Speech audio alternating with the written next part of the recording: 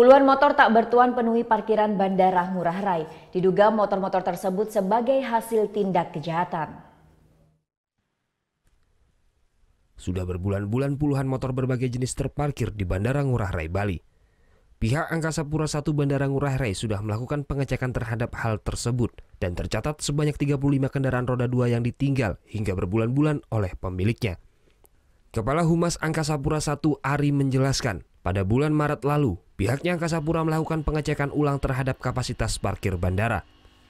Nah, kemudian secara sistem kita acak, ada yang motor yang sudah ditinggal sebulan, 2 minggu, 3 bulan, bermacam-macam. Nah, paling lama 6 bulan.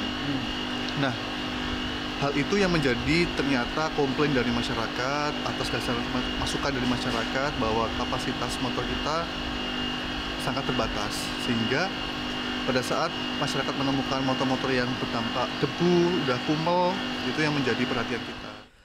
Pihak Angkasa Pura Bandara Ngurah Rai sudah berkoordinasi dengan Polsek kawasan bandara untuk melakukan investigasi karena diduga sebagian dari motor tersebut merupakan hasil tindak kejahatan.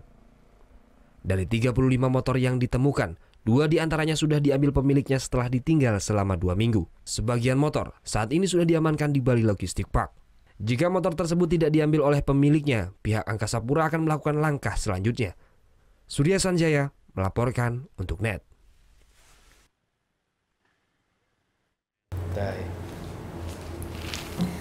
Udah selesai kan nontonnya? Nah, jadi jangan lupa buat like, komen, dan subscribe ya.